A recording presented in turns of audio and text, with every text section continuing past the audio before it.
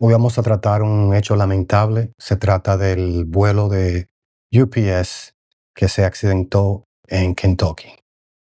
Antes de entrar en los detalles, quiero expresar nuestras más sinceras condolencias por las vidas perdidas en este accidente del vuelo de carga de UPS 2976, tanto de la tripulación a bordo como de las personas afectadas en la tierra tras la explosión y el impacto.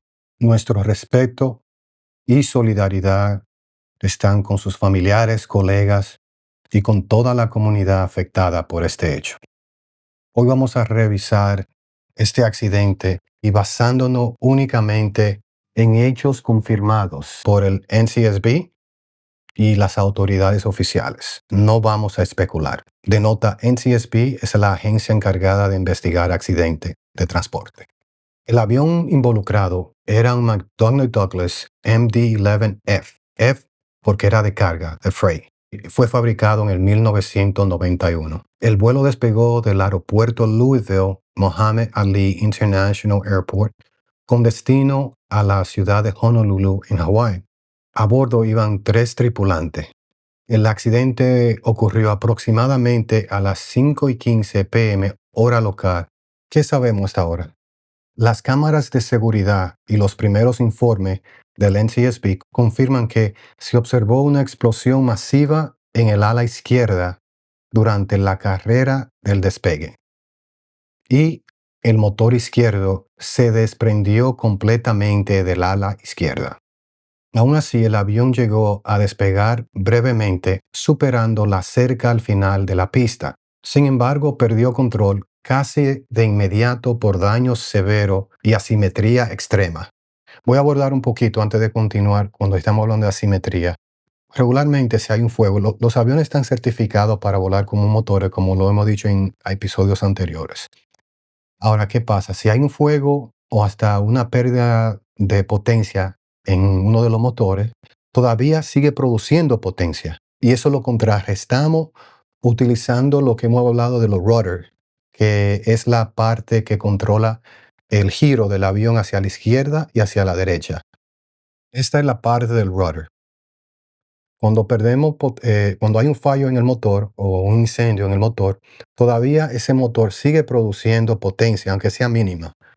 Entonces, cuando se pierde un motor por cualquier razón, fuego o pérdida de potencia, todavía sigue generando potencia. Nosotros con los rudders contrarrestamos esta energía y enderezamos el avión cuando toma ese giro para contrarrestarla y quedar alineado en una ruta recta, ¿no? Para no perder el control, porque todavía estamos generando potencia del motor. Lo que pasa en esta situación es que al caer motor completamente, aquí no se está generando ningún tipo de potencia. Este motor ahora, dada la simetría, comienza a mover el avión hacia la izquierda, porque aquí está toda la potencia, todo el thrust se está generando de este lado. Comienza a girar hacia la izquierda y lo que aparentemente se ve en los videos es que se le fue difícil contrarrestar esa energía. Aquí no hablamos de un simple falla del motor. Hablamos de un motor que se desprende completamente del ala. Esto genera 3 efectos devastadores. El primero, asimetría extrema de empuje. Como le expliqué ahorita, lo que pasa con el efecto cuando se pierde un motor. Pérdida aerodinámica del ala izquierda y daños estructurales e incendios inmediatos. El avión despegó de la pista 17 derecha, 17 right, y llegó hasta el final. La velocidad creo que registra cuando ocurrió el impacto fue de 189 nudos, basado en la información de FlightRadar. Esto por lo general está por encima de esa decisión que hemos hablado de velocidad, lo que le llamamos el V1, que es donde determinamos si podemos continuar o parar. Depende de diferentes factores para no salirnos de la pista. Obviamente, si pasamos ya de esa velocidad del V1, la velocidad de decisión, continuamos. Ahí no se puede ejecutar lo que llamamos un reject del avión. Ahora, ¿por qué la explosión fue tan fuerte? Mira, ese vuelo tenía como destino la ciudad de Honolulu, como le había explicado, un viaje largo sobre el Pacífico. El avión lleva aproximadamente 38,000 galones de combustible, la mayoría distribuidos en las alas. Ahí es que están los tanques principales del combustible. ¿Cómo podemos comparar con el combustible que se carga, por ejemplo, en los tanques de camiones? Esto equivale entre 3 y 7 camiones de tanque completos, dependiendo del tamaño. O sea, una cantidad inmensa de combustible que se carga en el avión dada la distancia y la cantidad de combustible que vamos a consumir en ese tipo de vuelo de larga duración. Ahora, el NTSB ya recuperó la grabadora de voz, la Black Box y la grabadora de datos, el CVR y el FDR. Hay un equipo de 28 investigadores. Están analizando los sistemas, la estructura y factores humanos. De ojo, los black boxes no son, la caja negra no son negras, son anaranjadas.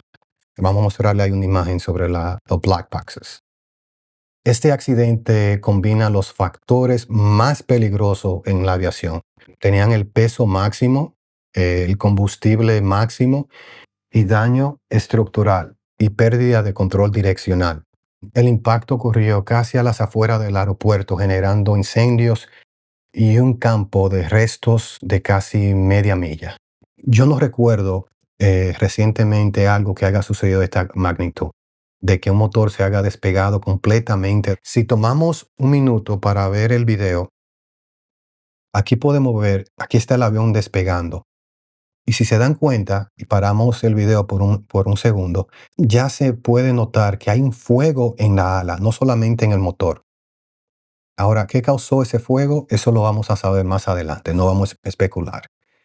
¿Qué pasa con eso? Hay muchos componentes hidráulicos de control del avión que nos ayudan a nosotros a manejar el avión, volar el avión. Cuando eso sucede, aunque haya otros sistemas que pueden ayudar a asistir con otra pérdida de ese sistema, entonces aquí hubieron daños estructurales en la ala izquierda. Esto compromete realmente la posibilidad del avión volar. El avión está certificado para volar con motor que pierda equipotencia, pero no con fuego en el ala. O sea, y esto realmente no ocurre. Esta es la primera vez que en mi memoria que pueda recordar un hecho como este. Ahora, antes de concluir, creo que es importante no llegar a las extremidades de las conclusiones. Este es un caso único. La mayoría de los aviones cuando tienen un fuego en el motor pueden continuar. Con excepción de todos los accidentes o incidentes de motor o de pérdida de motor despegan sin problema. Este es un caso único. Aquí el detalle está qué causó ese fuego. Y esto va a ayudar a prevenir futuros accidentes, a mejorar la aviación.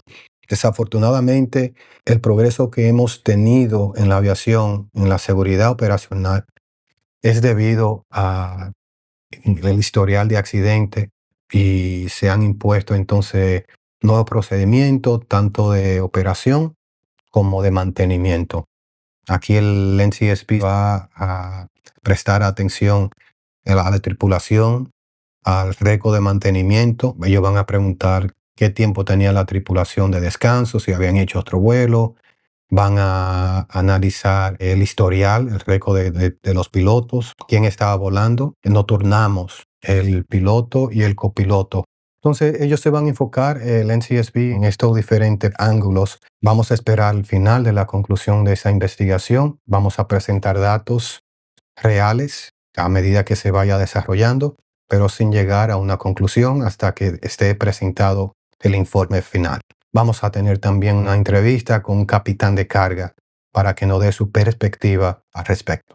De nuevo, nuestra solidaridad a los familiares, tanto de la tripulación como los afectados en la tierra, en Louisville, Kentucky.